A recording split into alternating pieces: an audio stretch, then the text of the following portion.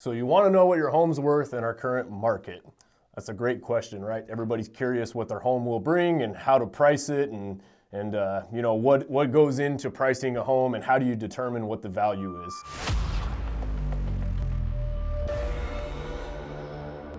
I'm gonna give you guys a little hint. It's not looking at Zillow. So there's a couple different things we look at when we are going to price a home. And there's a lot of different things that go into account and taken into consideration on what a home may be worth and what I look at when we were pricing homes on the market. So first thing that one would look at when they're looking to determine the price of a home is comparable sales in a certain community. What appraisers genuinely are going to look at when they're looking for homes is they're going to look for the closest, most comparable sales that have taken place within a neighborhood. This could be anything within the last 6 months, maybe 3 months if there's enough comparable sales with that. They try to keep it like for like. So what that means is if you have a 1-story, they're gonna look for other single-story homes that have closed. If you have a 2-story, they're gonna look for 2-story homes that close. If your house has a pool, they're gonna look for other homes similar in size, conformity with the pool that have closed. And then if there isn't any in that neighborhood or within, similar to your house within the last couple months that have sold, they may start to branch out on what they're looking at in comparables and other homes. But that's ultimately what an appraiser is gonna look at in your home, aside from also upgrades, condition, things, conforming use of the property. But there's the other side of it, and this part's my favorite side, and that's gonna be the supply and demand. If we always worked solely off of the closed comparables on a property, the housing prices would never go up. We would never be able to sell or net more profit for our clients if we went along with the theory of all homes, basically, if it closed at this price, that's what this house has to close for at this price. I'm a big proponent in pushing home values up for my sellers, and one of the tools we use for that and we leverage is gonna be the supply and demand theory. So what that means is yes, although a home may have closed at this price over here, a couple closed, the home is really, in my eyes, worth what somebody is willing to pay for it on fair market value. Now, we're seeing a lot of that in our current market right now, especially a lot of you agents out there, you guys can agree with this, that, here's what the appraised past comparables are showing. Homes are obviously going way over that because there's a higher demand for it and there's fewer supply on the market. So what we look at when we walk into a home, when we're looking to price a home, is the first thing I do is I am gonna look at close comparables on the property just to give me a baseline to kind of show, how fast they've sold. I'll go through each individual listing on that property, how many days on the market was it, if it went really quick, if there's 4 or 5 sales that have sold in that area within a couple days, I know I can probably push that up a little higher because they're selling very quick and there's a high demand for that. The second thing I look at is upgrades and condition.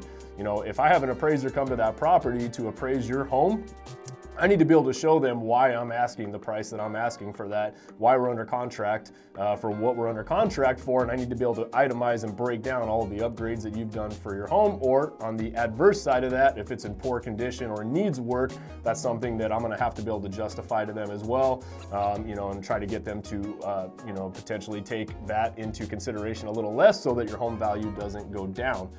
So, when you're looking to price your home, don't always look at, for example, Zillow. A lot of these websites, just so you guys know, aren't 100% accurate. They're pretty good in some areas, and there's other areas they lack at. They take an overall scan of a community. They take the average base price per square foot. Their technology is not completely there in getting it exactly like for like, pools, no pools, things of that nature. So that's one of the biggest things we get from a lot of our sellers. I saw it on this website. It showed my home should be worth this, but there's a lot more that goes into that.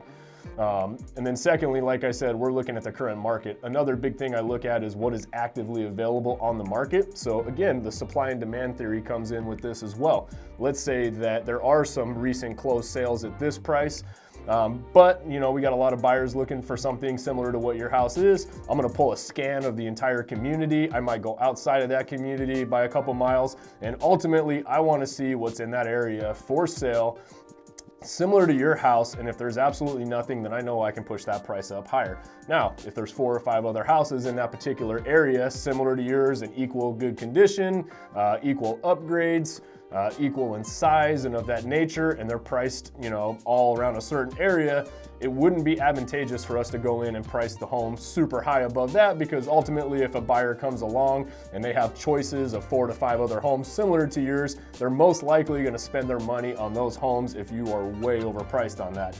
To the flip side of that, if there is no inventory available similar to yours, or if your property just blows most of the other ones out of the water as far as fit, finish, and upgrades, that right there is an indicator that we can most likely push your property values up pretty high, because there is nothing else out there for a buyer to go out and purchase similar in property. Again, supply and demand theory. So hopefully this adds a little bit of value for you guys. I know this is a really common question that we get from sellers when we go into listing appointments. What's my home worth? How much can I get for it? And like I said, it's not always based on what comparable sales are. You know, I know you saw your neighbor's house around the corner sell for this price, and you think that that may be a baseline for yours. However, that's not always the case. There are many other things that we need to take into consideration to see if we can in fact push that price a little higher than that. The end goal as a listing agent should always be to set the bar higher as we go along. You know, you're gonna run into the risk of low appraisals. That happens. That goes into a whole nother thing of when you go to negotiate offers, which offer is going to net you the highest price, but also which one is going to be the most stable offer as well. Not just the highest price, but which one can actually perform on that price. So hopefully, again, this one did help some of you guys out when it comes to determining the value of your home and what to look for. As always, if you guys ever have any questions, I'm always happy to answer them for you. Feel free to shoot me a call, text, email, or drop me a DM below, and I will go ahead and respond as quick as possible. As always, hopefully you guys are having a killer day out there. Get out there and crush it, guys.